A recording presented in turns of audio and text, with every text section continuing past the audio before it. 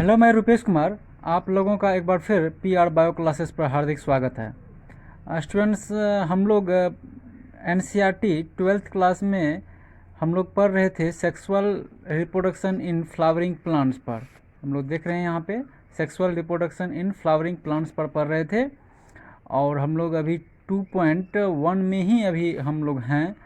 और सॉरी, इसमें हम लोग 2.2 पे हैं। हम लोग pre fertilization structure and events पढ़ें। तो इसमें हम लोग पढ़ चुके थे यहाँ तक हम लोगों ने डिस्कस कर लिए थे। अब हम लोग आगे बढ़ते हैं। इस पर ये कह रहा है NCERT, the microsporangia develop further and become pollen sac. They extend longitudinally all through the length of an anther and are packed with pollen grains. Means क्या हुआ कि ये जो माइक्रोस्पोरेंजिया है, जो बाइलोब्ड नेचर जो है इसका एंथर का, उसमें वो चूँकि हम लोग डिस्कस किए थे कि एंथर में बाइलोब्ड होता है, यानी दो लॉब्ड होता है। और ये दो लॉब, एक लॉब फिर दो भाग में बढ़ जाता है। तो इस तरह से इसमें 4 साइडेड होता है, इसलिए इसको टेट्रागोनल भी हम लोग कहते हैं। इसीलिए इसमें है कि एंथर के पास कुल 4 माइक्रोस्पोरेंजिया होते हैं, ठीक, जिसमें 2 इन ईच लोब, मतलब एक प्रत्येक लोब में 2 रहता है। तो ये 4 जो माइक्रोस्पोरेंजिया है एंथर में, इसीलिए इसको टेट्रागोनल भी हम लोग बोलते हैं। ये चीज़ को क्लियर हो गया है। फिर यही माइक्रोस्पोरेंजिया डेवलप होके पोलन सैक में बदल जाता है। जो पोलन सैक जो है लॉन्गिट्यूडनली जो है एक्सटेंड रहता है length of anther and are packed with pollen grains, जिसमें कि पोलन ग्रेन्स हमारा भरा रहता है। यहाँ पे हम लोग देख सकते हैं इस चीज़ को। यहाँ पे ये फिगर को आप देख रहे हैं कि ये लॉन्गिट्यूडनली ये नीचे करके लंबवत है ये सेक्शन। क्या कि यहाँ पे देखिए ये चीज़ का 2 भाग में, पहले तो ये यहाँ पे आ गया एक तरह से, यहाँ पे ये चला गया सीधा, इसको समझिए। और फिर एक तरह से इसको इधर कटिंग कीजिए। तो कुल मिला के 1 2 3 और 4 ये हो गया। और इसका ये देखिए यहाँ पे ये लॉन्गिट्यूडनली नीचे की तरफ आ रहा है। लाइन ऑफ डेहिसेंस के यहाँ से विस्फोट होगा। ये जब मैच्योर हो जाएगा तो ये डेहिसेंस हो जाएगा, जिससे कि पोलन ग्रेन्स यहाँ से निकल जाता है, ठीक। तो ये इसी के बारे में ये बता रहा है। जो पोलन ग्रेन्स देख रहे हैं ये भरा पड़ा है, ये पोलन सैक है, इसमें पोलन ग्रेन्स यहाँ पे ये देख रहे हैं ये इसमें भरा पड़ा है। तो ये क्लियर हो गया। अब हम लोग आते हैं स्ट्रक्चर ऑफ माइक्रोस्पोरेंजियम पे, कि स्ट्रक्चर ऑफ माइक्रोस्पोरेंजियम क्या है, कैसा होता है। तो हम एक बार फिर से आपको याद दिला दें कि माइक्रोस्पोरेंजिया और माइक्रोस्पोरेंजियम में सिर्फ एक चीज़ का अंतर है कि ये माइक्रोस्पोरेंजिया जो होते हैं वो हमारा प्लूरल होता है और ये माइक्रोस्पोरेंजियम हमारा सिंगुलर होता है। ये चीज़ को आप मत भूलिएगा। फिर नेक्स्ट, अब इसी को हम लोग कंटिन्यू करते हैं। स्ट्रक्चर ऑफ माइक्रोस्पोरेंजियम क्या है, मीन्स कि एक जो इसका स्ट्रक्चर है ये वाला, इसका क्या स्ट्रक्चर है, इसको हम लोग पहले भी हम लोग इसको डिस्कस किए थे। हम लोग यहाँ पे एक बार हम लोग देख लेते हैं कि माइक्रोस्पोरेंजियम जो है, जैसे कि हम लोग एक बार ये ऐसा डिस्कस एक बार कर लेते हैं। इस पर देखिए यहाँ पे कॉपी में, कि मान के चलिए कि एक तरह से इसका था, ऐसा किया हुआ और इसमें जो है 4 चैम्बर है बना हुआ, ठीक। इसको ये थोड़ा हाँ इस तरह से है। ये भी माइक्रोस्पोरेंजिया, ये भी ये एक माइक्रोस्पोरेंजियम, एक माइक्रो 2 3 4, इस तरह से 4 माइक्रोस्पोरेंजियम हुआ। इसमें हमारा पोलन ग्रेन्स बनता है। तो यही है, ये इसको पोलन सैक बोलते हैं और इसी में पोलन ग्रेन्स हमारा बनता है। तो अब है कि स्ट्रक्चर ऑफ माइक्रोस्पोरेंजियम, मतलब कि एक ये जो स्ट्रक्चर है इसका क्या कैसा बनावट होगा, क्या उसमें स्ट्रक्चर होंगे, इसी के बारे में इसमें दिया हुआ है। कह रहा है कि इन a transverse section, TS section, हम लोग सब आदमी जानते हैं कि टीएस क्या होता है। तो एक चीज़ हम लोग यहाँ पे क्लियर कर ले, इसको कॉपी पर हम लोग इस चीज़ को क्लियर कर लेते हैं कि 2 तरह का सेक्शन, एक होता है टीएस, इसका होता है ट्रांसवर्स सेक्शन, एक होता है एलएस, लॉन्गिट्यूडनल सेक्शन।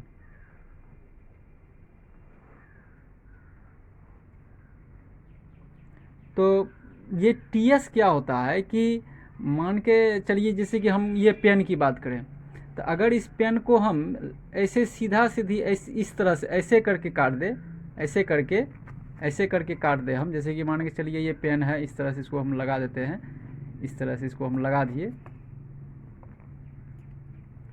इस तरह से हम इसको इसमें अटैच करके इसमें लगा दिए हैं। अगर इस पेन को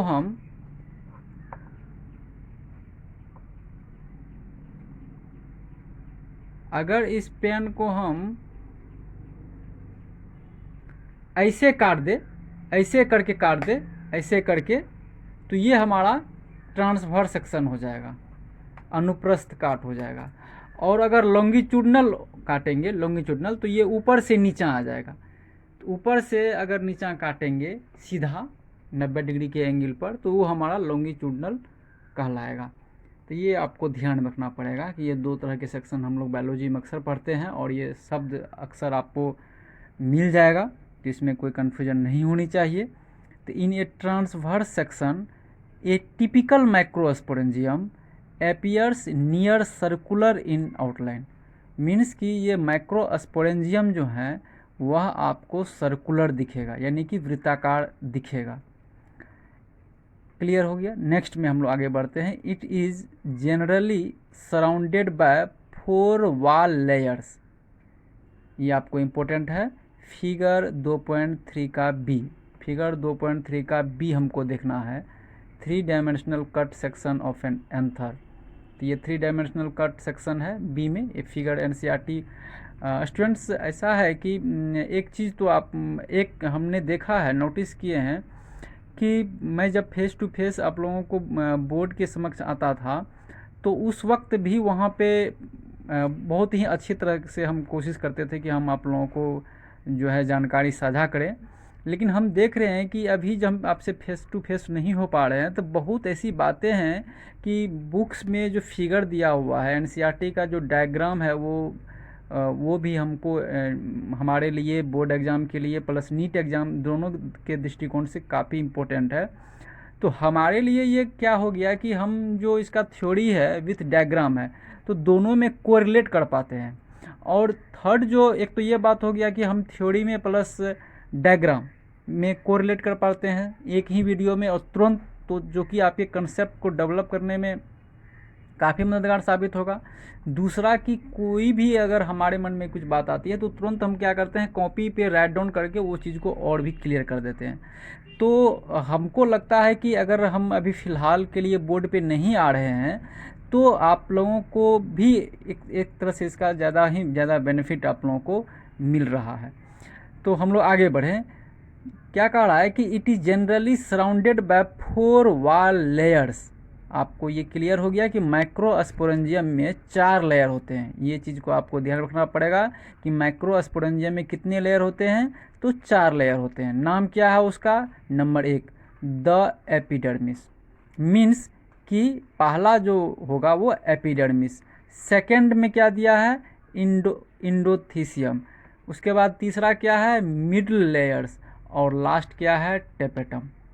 ये आपको चारों लेयर का नाम याद रखना पड़ेगा। ये चारों लेयर किसका है? तो हमारा माइक्रोस्पोरेंजियम का है। यानी कि माइक्रोस्पोरेंजियम जो है कुल 4 प्रकार के लेयर से ढके होते हैं, और यह लेयर का नाम जो है एपिडर्मिस है, इंडोथीसियम है, मिड लेयर्स है एंड द टेपेटम है। द आउटर 3 वॉल लेयर्स, यानी कि ये जो एपिडर्मिस है, इंडोथीसियम है, मिड लेयर है, ये तीनों हमारे outer 3 wall layers perform the function of protection. Means कि ये हमको प्रोटेक्शन प्रोवाइड करने का काम करता है, and help in dehiscence of anther to release the pollen. और ये एंथर को रप्चर होने में, ब्रस्ट करने में हेल्प करता है, जिससे कि पोलन जो है वो बाहर निकल सके। क्लियर हो गया? यहाँ तक कोई समस्या नहीं आई? स्टूडेंट्स, अगर कोई भी समस्या आए तो आप हमको बेहिचक कमेंट्स बॉक्स में आप भेजिए, हम उसका जवाब देंगे। The inner most wall layer is the tapetum. यहाँ से ऑब्जेक्टिव बन सकता है कि हमारा जो माइक्रोस्पोरेंजियम है उसका इनर मोस्ट वॉल लेयर का नाम बताइए। तो टेपेटम है। तो यानी टेपेटम क्या है, तो इनर मोस्ट वॉल लेयर है किसका, माइक्रोस्पोरेंजियम के में। माइक्रोस्पोरेंजियम कितने वाल से घिरे हैं, तो 4 वाल से घिरे हैं। नाम बताइए, एपिडर्मिस, एंडोथीसियम, मिड लेयर और tapetum.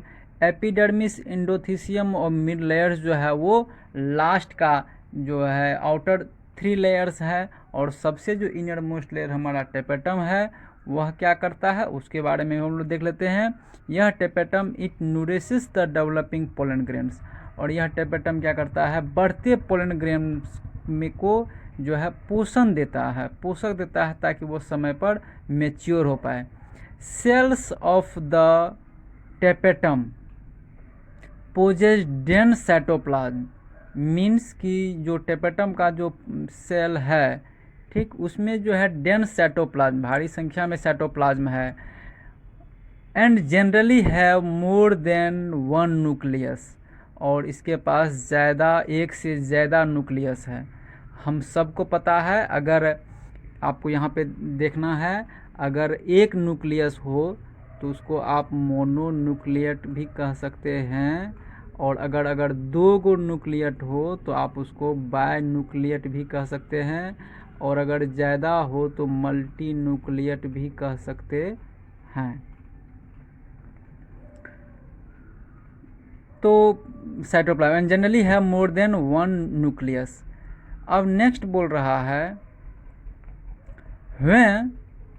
when the anther is young, जब हमारा एंथर क्या होगा, यंग होगा, एक group of compactly arranged homogeneous cells called the sporogenous tissue. जब हमारा एंथर जो है युवावस्था में होगा उस वक्त एक कम्पैक्टली एकदम काफ़ी क्लोज्ड रूप से जो कंपोज्ड और होमोजीनस एक ही प्रकार के सेल्स जो होंगे, एक ही स्ट्रक्चर वाले, तो वह जो है उस कम्पैक्ट होंगे, जो कहलाएगा हमारा स्पोरोजीनस टिश्यू, और यह occupies the centre of each microsporangium, और प्रत्येक माइक्रोस्पोरेंजियम के केंद्र बिंदु पर यह स्पोरोजीनस टिश्यू हमारा स्थित होगा। कब स्थित होगा, जब हमारा एंथर जो है वह यंग अवस्था में होगा। यहाँ तक क्लियर हो गया। हमने अभी तक में क्या जाना, हमने अभी तक में जाना कि ये स्पोरेंजियम जो है वो हमारा एंथर में रहता है। यह एंथर जो है कुल 4 प्रकार के इसमें माइक्रोस्पोरेंजियम होते हैं। इसको हम लोग 4 चैम्बर भी बोल सकते हैं। एक चैम्बर को माइक्रोस्पोरेंजियम कह सकते हैं। जो माइक्रोस्पोरेंजियम बाद में जाके पोलन सैक में बदल जाता है, विकसित हो जाता है। यह पोलन सैक जो है हमारा पोलन ग्रेन्स के निर्माण में मदद करता है। और यह यहाँ पे फिर दूसरा टॉपिक आ जाता है हमारा स्ट्रक्चर ऑफ माइक्रोस्पोरेंजियम। तो माइक्रोस्पोरेंजियम की जहाँ तक बात करेंगे तो ये माइक्रोस्पोरेंजियम हमारा वृत्ताकार होता है। यह 4 दीवारों से घिरा है। शुरुआत जो बाहरी 3 लेयर का नाम एपिडर्मिस, एंडोथीसियम, मिड लेयर है, और टेपेटम जो है हमारा सबसे इनर मोस्ट लेयर है। यह टेपेटम जो है बढ़ते विकसित हो रहे पोलन ग्रेन्स को पोषण देता है। और यह सेल्स ऑफ द टेपेटम जो है उसमें भारी संख्या में साइटोप्लाज्म रहता है, और यह इसमें साइटोप्लाज्म भारी संख्या में रहने के साथ साथ इसमें एक से ज़्यादा न्यूक्लियस होते हैं। फिर कह रहा है कि जब हमारा एंथर यंग अवस्था में रहता है तो एक होमोजीनस सेल्स जो है, एक सिमिलर कैटेगरीज ऑफ सेल्स जो है वह कम्पैक्टली अरेंज्ड होते हैं जब हमारा एंथर यंग अवस्था में रहता है, जिसको कि हम लोग स्पोरोजीनस टिश्यू कहते हैं। और यह केंद्र बिंदु पे होता है माइक्रोस्पोरेंजियम के। तो अब यहाँ पे आ रहा है नेक्स्ट टॉपिक हमारा कि माइक्रोस्पोरोजिनेसिस क्या है। तो माइक्रोस्पोरोजिनेसिस को हम लोग स्टूडेंट्स सिर्फ इतना जान लेते हैं कि माइक्रोस्पोरेंजियम आया, तो ये माइक्रोस्पोर बनने की प्रक्रिया को हम लोग माइक्रोस्पोरोजिनेसिस कहेंगे। इस चीज़ को हम लोग जानेंगे यहाँ पे। As the anther develop the cells of the sporogenous tissue undergoes meiotic division to form microspore tetrad। तो ये यहाँ पे है कि आप सिंपली ये जानिए माइक्रोस्पोर बनने की प्रक्रिया को माइक्रोस्पोरोजिनेसिस कहते हैं। हम लोग इसके बारे में दूसरे वीडियो में देखेंगे। फ़िलहाल के लिए इस वीडियो से हम विदा लेते हैं। मैं रुपेश कुमार आप लोगों से एक बार फिर गुजारिश करता हूँ कि अगर हमारा वीडियो आपको अच्छा लगता है, अगर हमारा बायोलॉजी से आपको तनिक से भी लाभ होता है तो हमारे इस चैनल को सब्सक्राइब करें, लाइक करें, कमेंट्स करें, अपने दोस्तों को शेयर करें।